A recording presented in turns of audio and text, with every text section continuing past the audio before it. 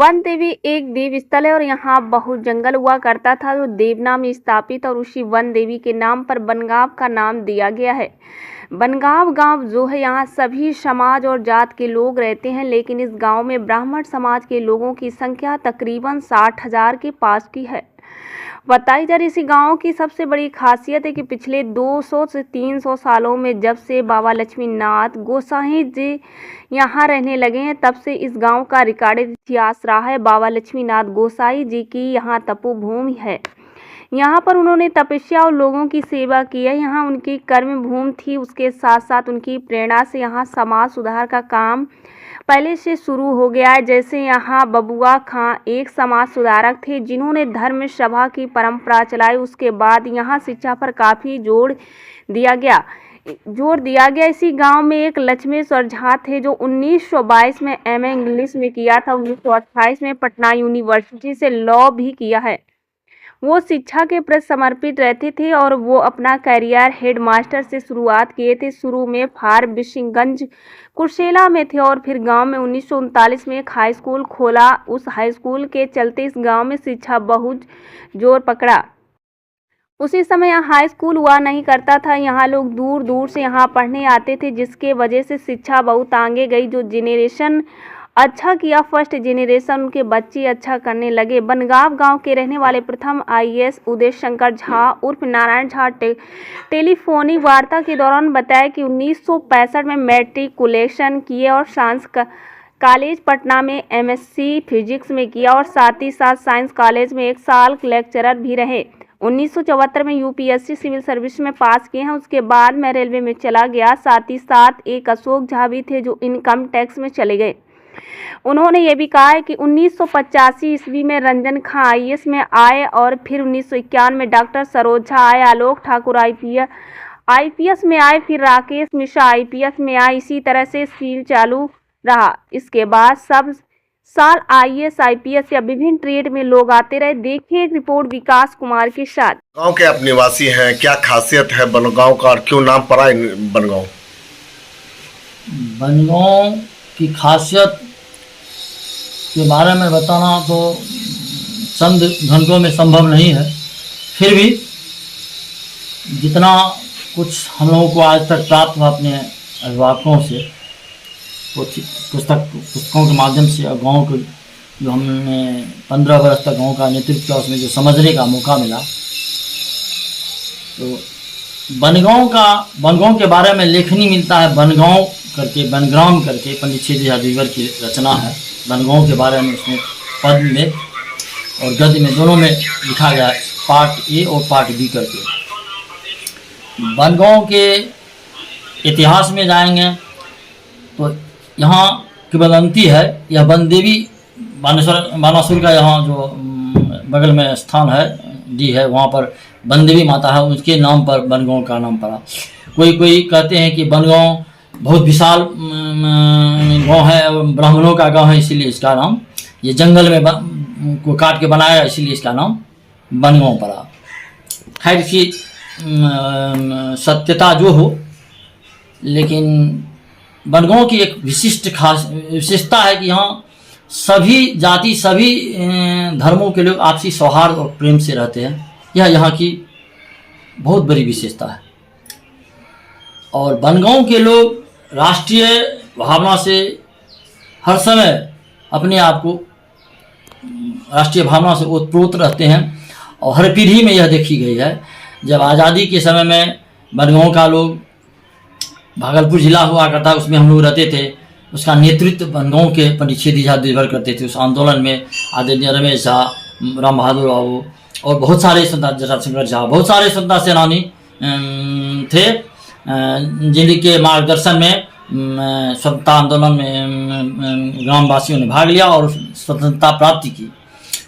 सैकड़ों कुर्बानियाँ दी गई, नौजवान शहीद हुए। शहीद हरिकांत और पुलकित कामत दोनों का नाम स्वर्णिम इतिहास में है बनगांव में।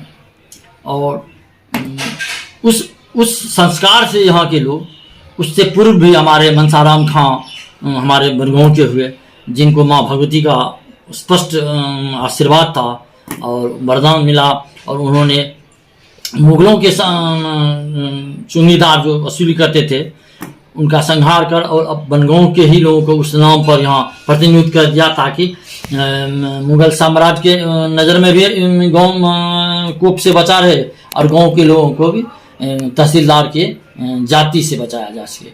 तो हर एक युग में यहाँ के लोगों ने कुर्बानियाँ दी है और देश के लिए सदैव अपने आप को तत्पर रखा है। जब देश गुलाम था उस समय ही बनगांव थाना में 15 दिन तक भारत का झंडा लहराया गया और अपने आप को सफावाद, जो बनगांव का ही अंग था, सफावाद करके उस समय में खानपट्टी सफावाद था, वो आज़ाद घोषित किया था। 15 दिनों तक यहाँ पर क्रांतिकारियों की हुकूमत रही। यह आज़ादी की पहली और गांव का गौरवान्वित करने वाला पहलू है। इस गांव में शिक्षा का शुरू से ही संचार रहा।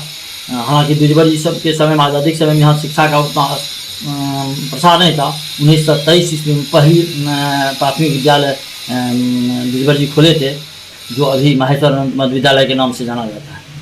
और इनके ही सदप्रयास से बनगांव में 1939-40 में कलावती उच्च विद्यालय का स्थापना हुआ। तो शिक्षा के क्षेत्र में भी बनगांव के लोग ब्रिटिश ज़माने से ही अच्छे अच्छे पद पर है और उसके बाद IAS IPS की लगातार यहाँ हर बैच में, हर पीढ़ी में IAS IPS की संख्या बढ़ती रही। फिर कुछ सालों में IAS IPS UPSC में छात्र सफल नहीं हुए हैं। तो इसका मूल कारण है जो यहाँ आधुनिक जो छात्र हैं हमारे गाँव के, इसमें टैलेंट की कमी नहीं है। वो लोग ये जो क्या कहिएगा मल्टीमीडिया कंपनी सब है, इसके लिए वो उस शिक्षा से अपने आप को अलग कर कंप्यूटर युग में प्रवेश कर गया। और वो लोग अर्थ के साथ, पहले था कि IAS IPS बनना गौरवशाली बात होती थी, सामाजिक प्रतिष्ठा की बात होती थी। अब के बच्चों में यह, छात्रों में है कि गौरव और प्रतिष्ठा के साथ साथ हमको अर्थ में भी काफ़ी आगे रहना है। इसलिए छात्रों ने रुख किया IT सेक्टर का और काफ़ी इसमें प्रगति में हमारे गांव के बच्चे देश विदेश में रह रहे हैं और अच्छी खासी पैसा अर्जित कर गाँव भेज रहे हैं। बनगांव के एक लड़का है जिसका कि आज के समय में उसका सबसे ज़्यादा बनगांव में इनकम टैक्स पेई है, चंदन नाम है। जबकि उसका उम्र मुश्किल से 30-35 होगा। तो इस सेक्टर में लोग भागने लगा। ऐसे नहीं है कि और विधा में नहीं है, डॉक्टर इंजीनियर्स का भी भरमार है। हर बच्चे सब अभी भी डॉक्टर इंजीनियर अच्छी खासी संख्या जा रहे हैं उसमें, इंजीनियरिंग लाइन में।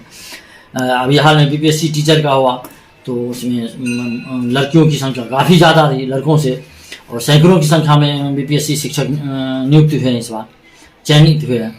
तो शिक्षा के क्षेत्र में हम ह्रास नहीं कहेंगे, लेकिन यहाँ ये सोचनीय बात है कि लोगों का जो रुझान है आजकल के बच्चों का, वो UPSC के तरफ नहीं जाकर IT सेक्टर की ओर ज़्यादा जा रहा है, इंजीनियरिंग मेडिकल में ज़्यादा जा रहा है। यही अंतर हो गया है। हाल में ही चुनाव हुए 7 तारीख को, कितने IAS IPS यहाँ पे वोटिंग करने के लिए आए थे मध्य प्रदेश? इसका अभी तो कोई स्पष्ट डाटा नहीं है, लेकिन हम रंजन जी के बारे में सुने थे, गाँव आए थे वोटिंग के समय में ही।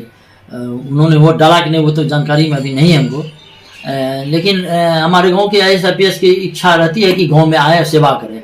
जैसे हमारे विश्व बैंक के जो अभी असिस्टेंट डायरेक्टर थे। क्या खासियत है गांव का? बनगांव कई मायनों में महत्वपूर्ण है। एक तो 2011 के बाद तो जनगणना नहीं हुई है, लेकिन 2011 के डाटा के अनुसार बनगांव की जनसंख्या 30,000 थी, जो कि अब बढ़ के करीब 60 या 70,000 हो गई। एक गांव का इतना जनसंख्या, ये सबसे खास वाली बात हुई। इतने जनसंख्या के एक बहुल गांव है, उसमें वो भी ब्राह्मण बहुल गांव है। हालांकि सभी जातियां हैं, लेकिन सबसे ज़्यादा जाति ब्राह्मण की है, ये बात हुई। दूसरी बात, यहाँ IAS IPS, doctor engineer, startup, कई प्रकार के यहाँ मतलब कि अलग अलग क्षेत्र में प्रसिद्धि प्राप्त लोग हुए हैं और हो रहे हैं। जैसे मतलब सबसे पहले उदय शंकर झा उर्फ नारायण जी शायद 1974 में आईएएस कंप्लीट किए थे। उसके बाद फिर सरोज झा जी है, अभी वर्ल्ड बैंक के बढ़िया निर्देशक है और विश्व स्तर पर मतलब ये गांव का बनगांव का पुत्र है, वो बनगांव के हम लोगों के चाचा है और विश्व स्तर पे मतलब कि शांति व्यवस्था कायम हो या वर्ल्ड बैंक के अन्य अन्य दायित्व में वो निर्वाहन करके विश्व स्तर पे अपने योगदान दे के बनगांव का लोहा मनवा रही है।